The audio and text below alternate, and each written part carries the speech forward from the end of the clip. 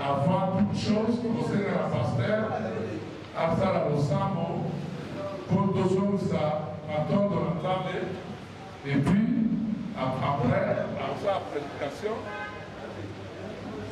après la prédication, et puis, ma camusou se volanda, si la mesure, nous sommes la rabine.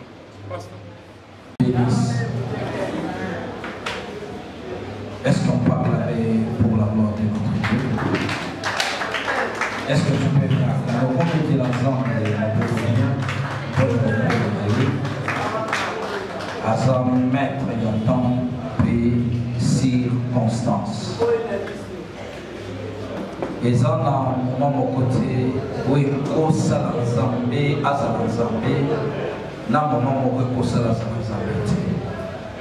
à côté de la sécurité dans le bien, même dans le mal. Bible Zoloba dans mon Psaume chapitre 26. Au dernier verset, Bible dit au jour du déluge, l'Éternel il était assis sur son trône. Recevez la louange et l'adoration auprès des anges.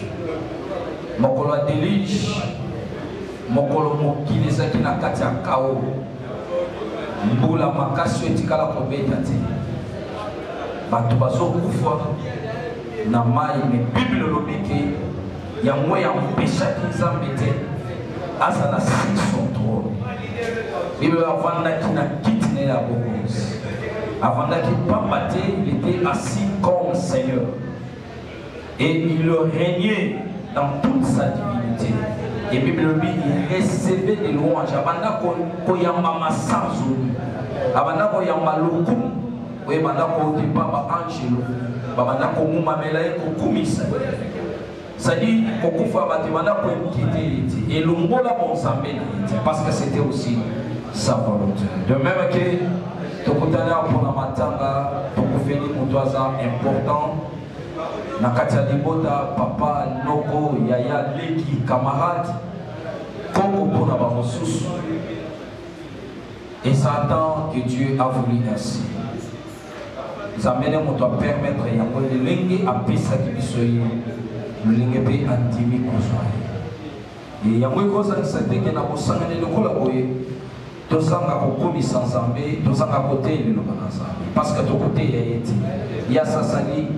Il y a un moussala, il y a un par à distribution, il y a un ici. Dieu là. Maintenant, bateau batical a problème et ça n'a pas. Des bateaux basana na pomo. On a baissé encore le temps, a baissé encore le souffle de vie. La Bible le dit, si tu es patient encore dans sa bonté, pour un méchant, c'est pour que par sa bonté que le méchant s'est repentisse. Sans ça, par contre, nous allons avoir paiement, il te garde encore. Peu n'importe la patience de Dieu, c'est ça même la manière de t'aimer et de réclamer. À son fichier, à son rejeter, à son condamner. Mais dans sa patience, au lieu de pommer la beauté, quel que soit ma belle au salaire, au jour où vous au bateau, sur ce mais Dieu patiente avec toi. Parce que tu as sa confiance en Dieu. Parce qu'à pour aboutir à pour mais à pour la c'est pourquoi il est patient encore. Pour aider sa bonté est digne Kamoto na kobongo la beauté. Et puis Kamoto na kobanga yesusu na koyeba yesusu.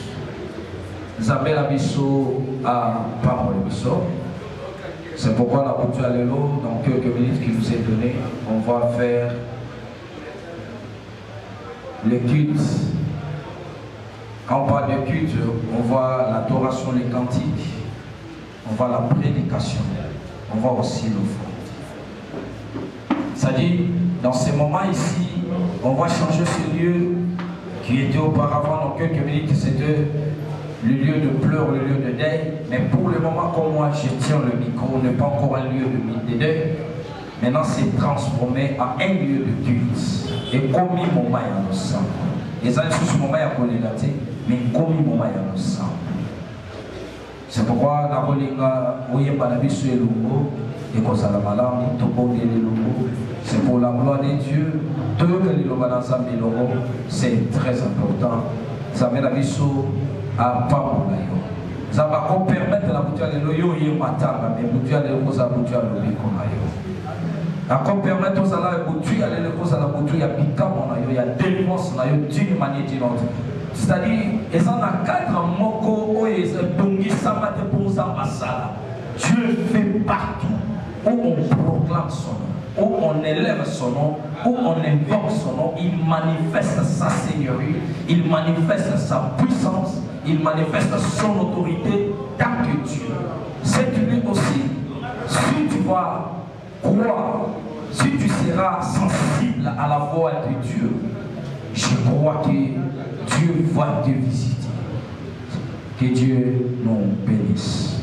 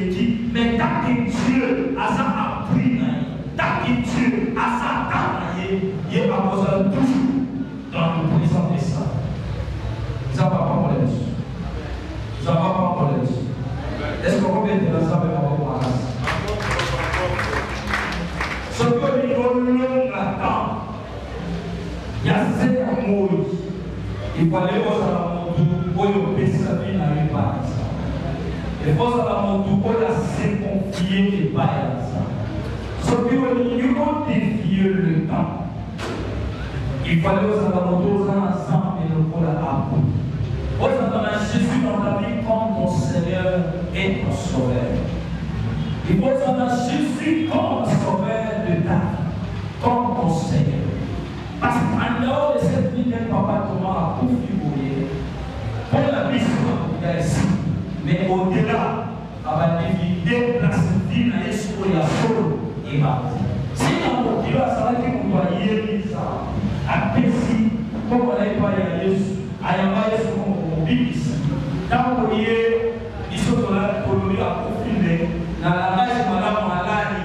au moment que Kola a coupé ma bonne histoire de malade. Kola de vie à solo qui m'a. C'est pas l'histoire de la mort et une déchirure. Pour voir les amis au passola. Au passola, moteur au manaki, au moyen au manaki, et pima, et mal. Au-delà de la façon, il aura la vie et la vie pour l'éternité. Et même s'il est mort, mais s'il est croit, cette personne ne pourra pas, mais il saura la vie pour l'éternité. Ça veut dire, quand tu as Jésus, tu le reçois, tu le crois comme ton sauveur, ton Seigneur, directement, tu as la vie. Jésus est la vie. Yesu azabomo, bomo eza bomo te, bomo eza nous sommes les bilans de ce côté là. Mais bomo c'est Jésus que tu dois porter en toi. C'est la vie que tu dois commencer à vivre. Comme Paul le dit dans le livre de Galates chapitre 2 de la vie. Il y a mon meilleur masala, il y a Mumba, où il y a d'autres la camibale à Batu, où il y a Azaken Poli, où il y a Zatakuna, où il y a Baïbi la vie. Il y a Djamba, il y a Mouibi, il y a Espoukeni. Ça, c'est pas la vie, c'est la mort. Bon, il y a un Béliouan. Bon, il y a un Yankiwan. Bon, il y a un plus dangereux. Ce n'est pas la vie, c'est la mort. Parce que ce qui est l'eau, Zamba dit que soit permanent. D'accord. Adam a tellement en lobby. Avant de témoigner le Bouddha, parce que la matin, c'est quoi la matin, on va témoigner. Parce que si on a regardé la vérité, on va y aller. La matin, on soit devenu avant la vérité. Alors, il n'est pas quand ça a fait mort. Avant on finit. Avant on met la masse, les villes ne pas de aussi. Il faut qu'il a témoigné même mon temps de vérité. Mais au moment là, pas de rester mon temps pour faire ma décision. Non. Yo ne ko monati tawo ya ko levi na iba mama na kosa neba ata bino ko témoigner kaza ki moto malamu abana ko sala malamu na ba mais mo yebi na o so na mo na mo demo ko so oyi ni ko so asaki na fi wala te oyi ni asaki na eli ko ba te ke mo so sa ko fi ata ba mo pele ba ya ko sala mes. On a pour tout ça, nous sommes tous et ça nul et sans effet. Tant qu'il y a colocabolis, tant qu'il y a commis ça, et ça tant qu'on a paiement, et ça tant qu'on a ma casse. Le moment où nous côté commis ça, ici et pas dans ça. C'est par Jésus qu'on doit annoncer la repentance et qu'on doit recevoir le pardon de tout le péché. Et ça, quand on a Jésus, il n'est pas pour la vie. Et ça, quand on a Jésus, il n'est pas pour l'Église à Massou. Ce qu'on dit, ça va dire, ça va dire, et ça, quand on a dit, il y a un dit, Yesu, le Koyama Yesu, mon bénéfice na yo, bénéfice et puis le mit à cela au ministère. Après cela, on doit le monter pour toutes les rations. Et puis le mit Zambé à ministère. Zambé a chiché à Kamoutouté. Donc l'amour de Dieu est plus fort que la sainteté de Dieu. Pour lui, et l'équipe au centre de Namakas, au centre de Nakamoto, au centre. Et si j'ai Zambé mon sang, mon toit côté de ma première naïve, mais Zambé pour lui. Ne ayana mokila l'attention, à Otamaman à Malia, tout le monde a collé à l'église, tout le monde a collé là, tout le monde a collé là, Kolala, Yosuana, à l'attention de la commode, pour aller au PC du sous de tout ça, Kayonanga. Polimonaye, Bibliobina, Polimonaye, Ami, Papessa, Monaye, Peka. Bien, mon toit, il y a pas de sous. Ami salaire du sou, peu de continuer sur le côté de l'aïe à commencer. Cette nuit, sur le côté de ma poignée, sur le côté de mon côté de mon fils. Quand on a boutoir, le vif, et quand il a vu la vie, qui savent peu comme mon sang. Et je sais que la tête n'a pas baptisé. Et je sais que la tête n'a pas dans notre cérémonie, n'a pas dans nos chaînes de prière. Mais ça demande seulement ta conviction. Il y a qu'à comprendre qu'il vit dans l'amour. Ce qu'il n'y a pas dans les sur comme publicité. Qui vit au Nazareth, il y a Diamako. Et les amis malades. Mais maintenant, il y a Milan, mais maintenant, il y a Kinuma. Il y a monté Mananga. Et Yesu a mon ici. Puis, dans ta tournée, qui est aux amours gauche. Comme la communion. Oyo kufela ni kulusu. Osopa makina na yo. Pwede na bibisa. Pwede na limisa. Na limisa na kutu ya lelo. Kyo limisi masumu na ndani. Onyosu na sala. Na sena moi oyo. Na kutu ya lelo. Mawana yo. Ekitili kolo na ndani. Pwede na komima. Pwede na kotatula. Na tatulo za mokochi. Molimo mosantu. Akomi elembo ya lobiko na nga ina za mwana nasa ya mbonde komanda lelo na kambola na mbuya ya lifelo na mbuya ya kufa.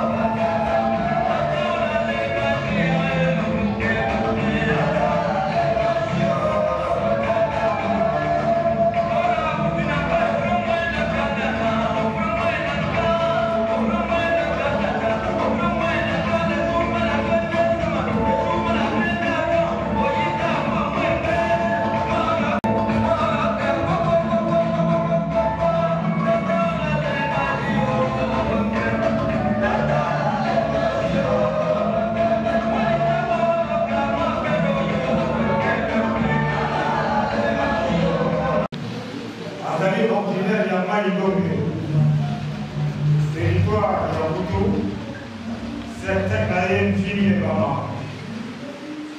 Papa n'a eu pour la cotille, comme on a eu Victor. Victor Mayen était papa pour la cotille. Bédine Tomi. Maman n'a eu des 4 heures devant un chien. Il y a un potamin en boca là. Le 22 janvier 1950. Puis, à Zomati, dans les côtés, dans la zone. 6 garçons et 6 filles. Puis, il y a Zali, mon bon assouk à la main de Nyonso. Congo, à Sénambo, à Zali, 75 ans. À Zalati, nous avons marqué à Palaki, puis à Kotiba, à Sens, avec 11 petits-fils. À Zalako, au sol de Namoko. C'est-à-dire, la seule chose à voir, c'est la personne à moi et de mon bali.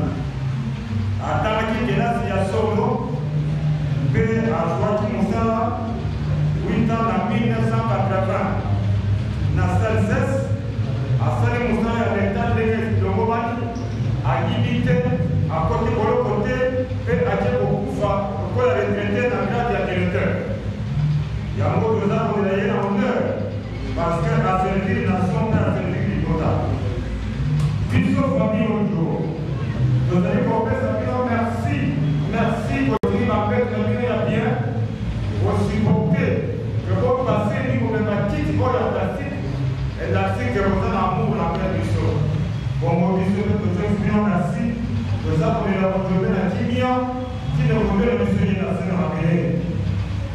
Famille au jour, à la principe, naïe, pour bâtir la mission.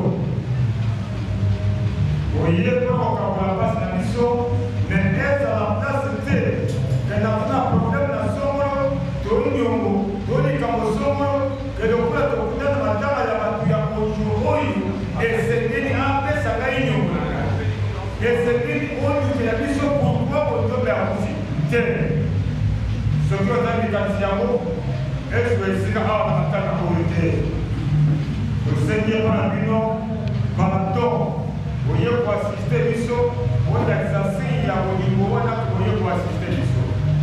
Je dis des hommes de la matin. Il y a d'autres gens qui se rappellent dans votre union sur la l'éducation de l'union. Au jour même, et ça a 1 franc, et ça a 2 francs. Il y a pour moi la famille au jour, il y a un peu de gens qui vous sont là. Ce qui est fait pour nous, au début, pour nous, il y a un peu de gens. Oui, il y a un peu de gens. Il y a pour moi la mission. Congo et Kamana Moué, il y a beaucoup de gens qui ont une solution, la mission à tout le monde à Congo.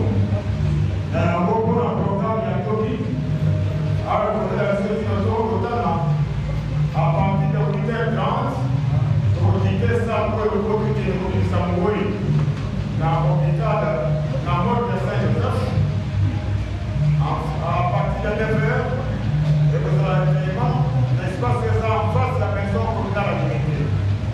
Donc, ceux qui se disent à partir de 6h ou 10h30, Dieu vous donne à contrôler la métropole. Donc, pour 8 ans, nous sommes dans la salle pour la compétition, pour la maille, pour la tant que je suis très pour le commissaire. Wana pona, matin à l'automne de Siliwana. Donc, si vous avez un membre familial, vous n'êtes pas la papa plus quitter la météo Congo, surtout dans la journée de jeudi. À 9h, on finalise ma campagne après, on reparle de la paix. D'abord, nous disons merci. Nous avons dit à Timia, qui nous, dans la soirée, à Timia,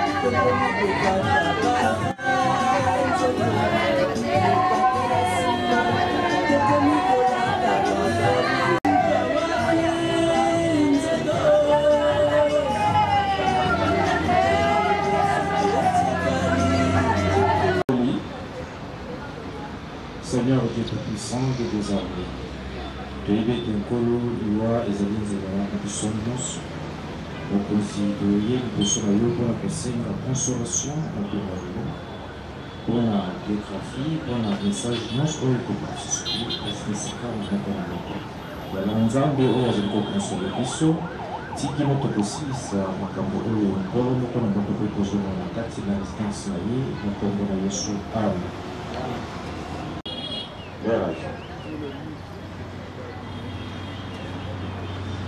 Les représentants de CNCS, pour les mots de circonstance.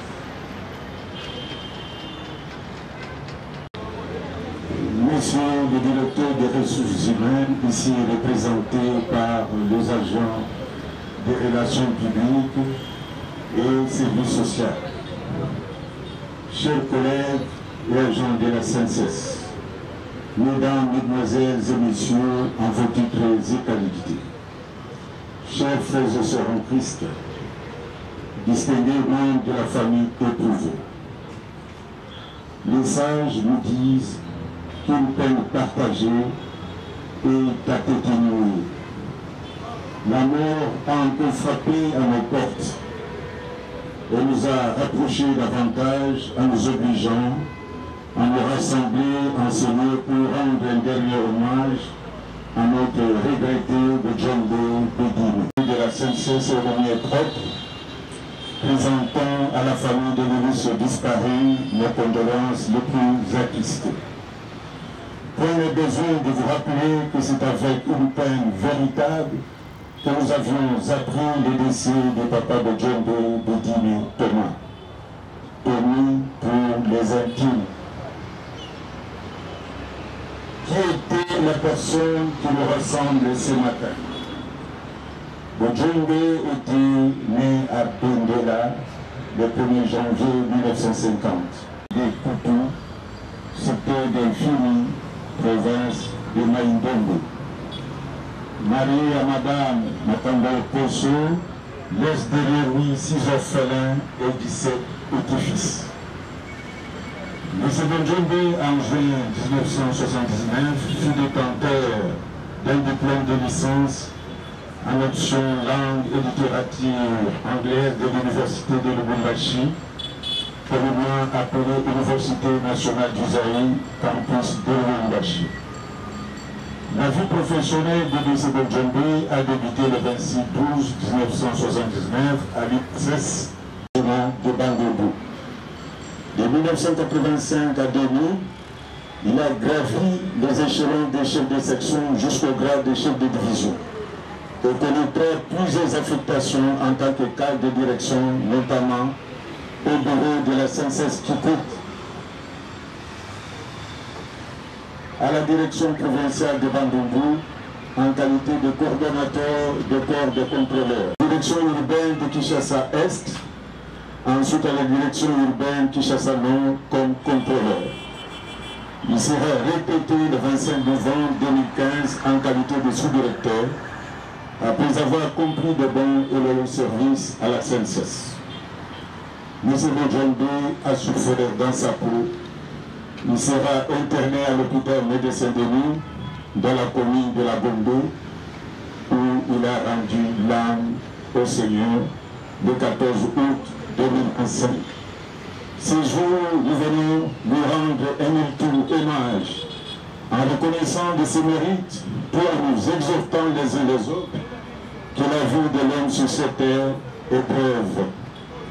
Notre compagnon Bojombe est passé par là, il a combattu le bon combat et s'en est allé dans le repos.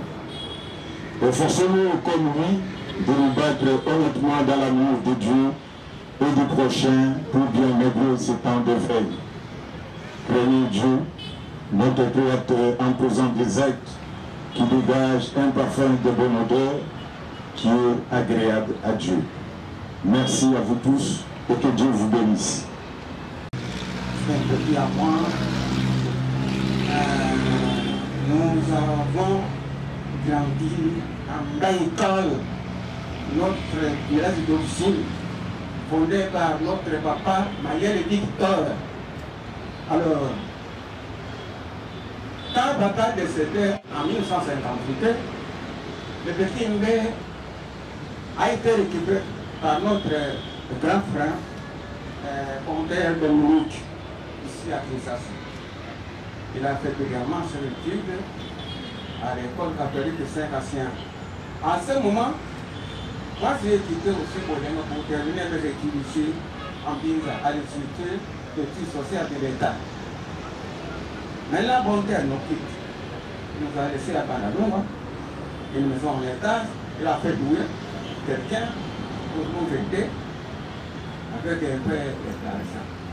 Et plus tard, mon père appelle Ben pour l'envoyer à Kenge pour les études des humanités.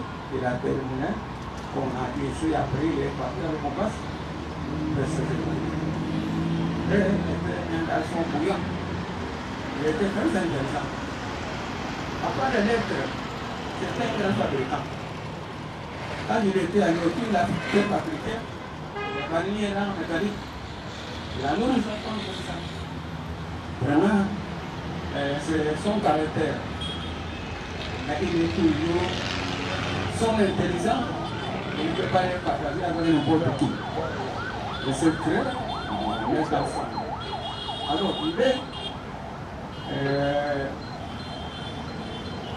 aimer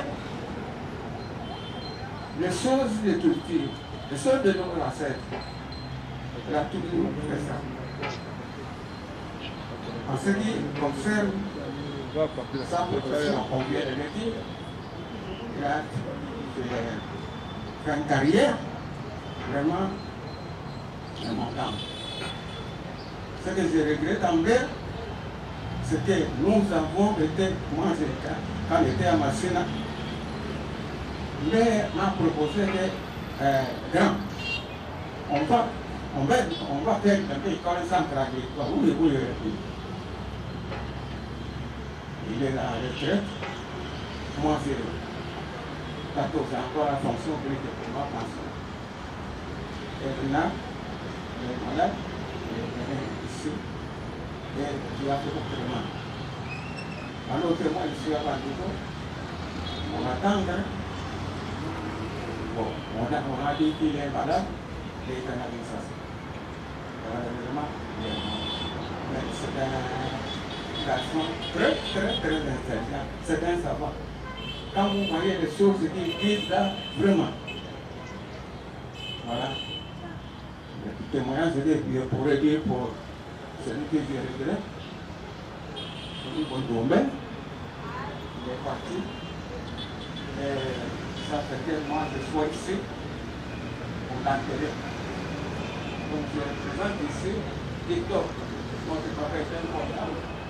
Dans le village, c'est des enfants. Bon.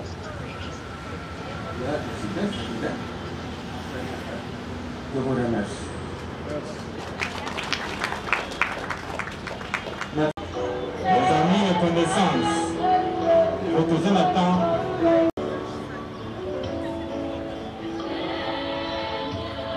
Rapidement, les amis et connaissances, après Bango,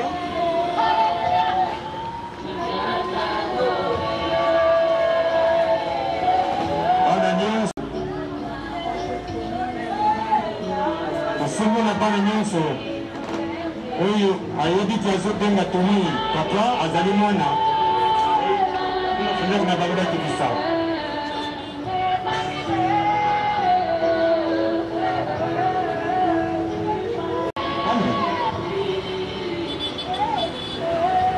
oyo nyonso epai ya Tony azali mwana alekana apres wana nde bamembre ya famille bakoclôture.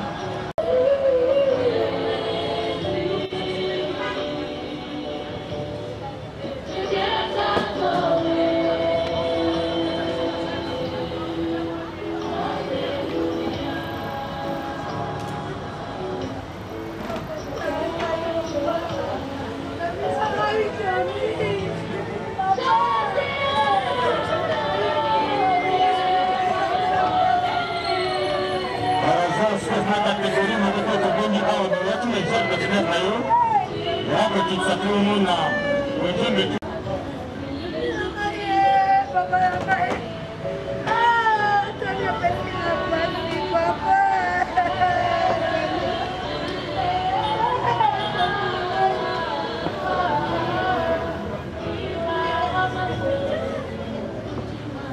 nyonso ayaki na chef de filiere na ye toke tobenge na kategori oyo mesiko ezali na yango lokola famille bazoleka ekana porte de l'école eomona bonzombi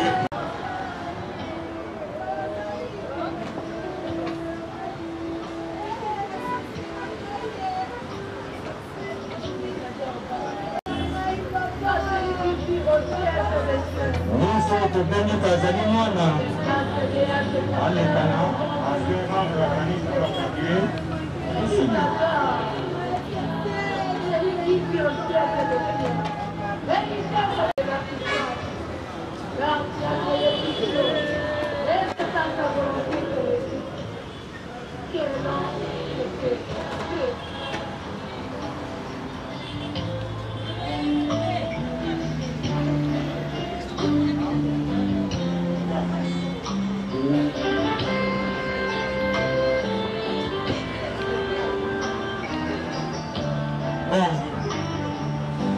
je pense qu'on a autorisé les accords après enterrement on a créé mon cœur mais na espace milima en face de la station Penge c'est là où nous allons qu'on a créé après enterrement de petit diplôme pour ceux qui mal comme les arapons la paix la consolation que siango de matanga et kosila après les membres de la famille à computer n'a pas ya papa pour le quitter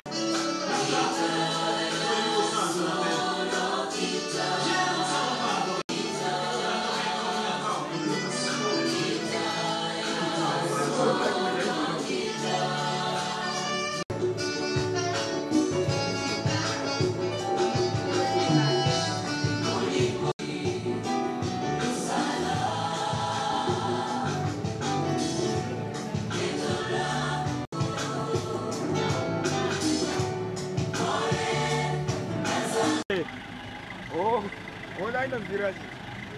Avancez.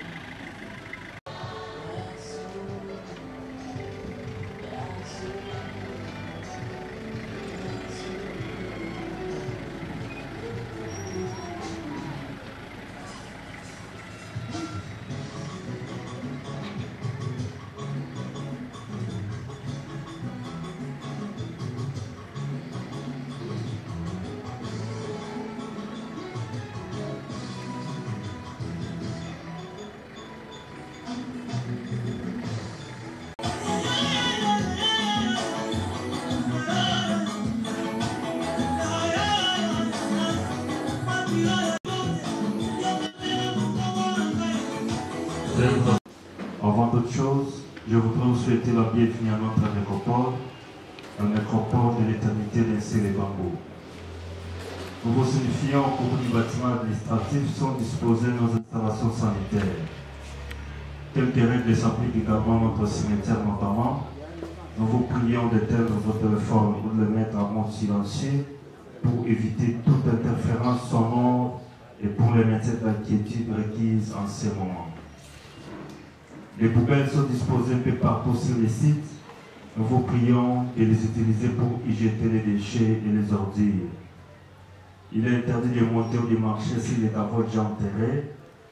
Nous n'acceptons que les fleurs naturelles à l'intérieur de nos caveaux. Et enfin, il n'est pas permis d'ouvrir le cercueil ici au cimetière. Un proverbe allemand dit, je cite, « Ce qui nous manque nous instruit ». Ma chère famille, amis et connaissances, vous avez tenu à laisser toutes vos occupations pour venir rendre un dernier hommage mérité à Papa Bojombe Bedime Thomas, qui nous a quittés ce 12 août 2025 à l'âge de 75 ans, laissant derrière lui une grande famille et une multitude d'amis. Votre présence ici près du cercueil est un geste d'attachement, d'amour, d'amitié. Les défunts y a droit. Banquet, parce que c'est là la fin de tout homme. Par cette même occasion, vous confirmez que les 17 mois et les années qui passent s'arrêtent aujourd'hui sur la terre des hommes. Mais vous garderez de lui au plus profond de vos cœurs des choses très accueillantes, un bon rassembleur et un papa non conflictuel. Ce souvenir resteront gravés, ancrés dans vos cœurs, les restants de votre vie. Vous avez mangé, vous avez bien partagé avec Papa Thomas les soucis et les travaux quotidiens. Avec Papa Thomas, vous avez partagé tant de projets et tant d'espoir. Il y a tant de choses que vous aurez voulu faire encore ensemble, mais hélas, cela semble s'arrêter aujourd'hui et ce n'est plus ensemble que vous allez réaliser ce qu'il espérait. Continuez à vous souvenir de lui, à travailler à tout ce qu'il attendait, continueront à entretenir sa dernière demeure. Ainsi donc, très chers membres de famille, amis et connaissances, ce n'est plus sur l'avenir d'Ambengue au numéro 90 du quartier Petro-Congo, dans la commune de Massina, que vous irez voir, vous cherchez Papa Thomas, mais désormais, Papa Thomas reposera ici, à la nécropole de l'éternité d'Incé les Bambous, au numéro 2094 du quartier L'Ascension. C'est donc à cette nouvelle adresse physique que nous vous convions à y revenir refléter sa tombe. Au nom de toute l'équipe de la nécropole de l'éternité d'Incé les Bambous, à travers ces mots d'accueil, à nous conduire en procession vers la dernière demeure de Papa Bojombe Thomas. Nous vous prions à cet effet de former des rangées derrière les corbillards. Nous insistons sur le respect des deux rangées, afin de faciliter la circulation de tous, mais également pour préserver nos espaces verts. Je vous en remercie.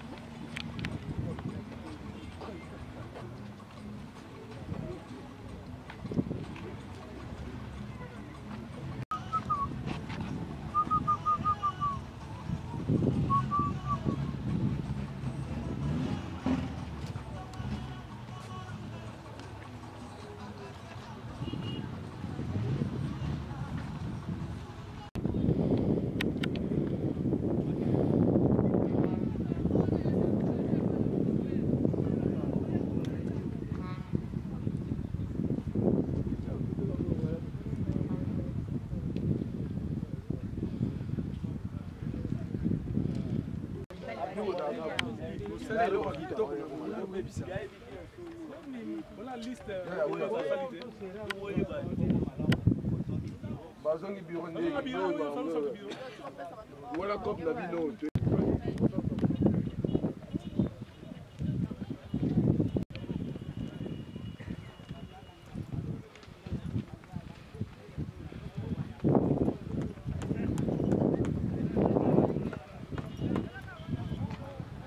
ok, tout droit.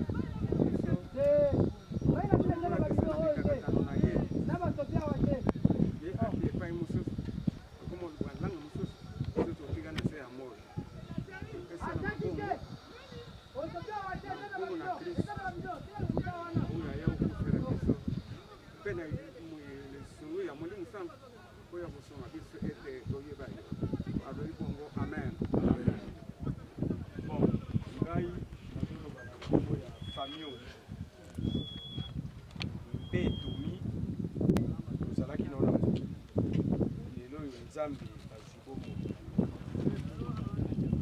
sengi na yondengo okundama ndenge bato nyonso tiki biso bandeko tiki bana tiki mwasi tolingi te toyoka bakutani na ye kuna mwana aleka bo namoni papa mwasi aleka namoni mobali na nga biso bafamille ndenge ozokundama tika biso na kimia biso pe tozokunda yo na bakimia baproblème oyo otikeli biso tokotika te biso bandeko na yo mpe bana tokosilisa makambo wana nyonso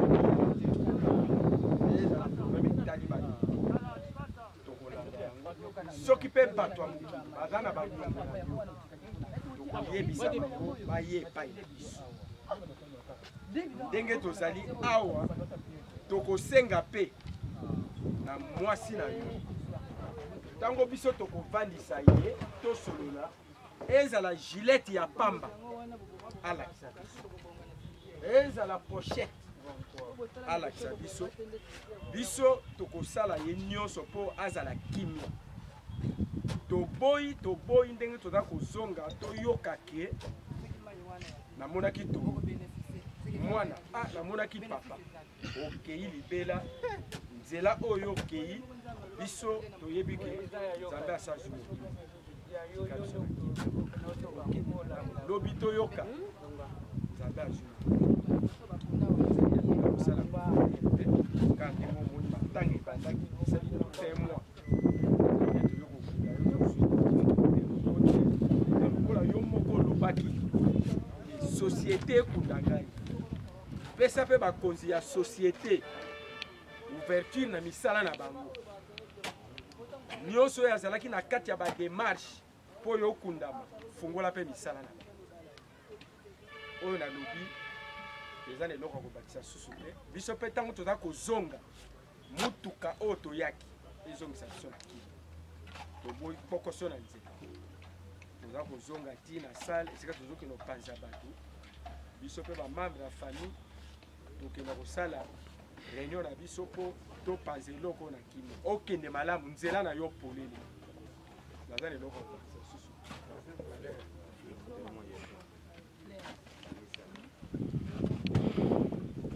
taki na mabele kozonga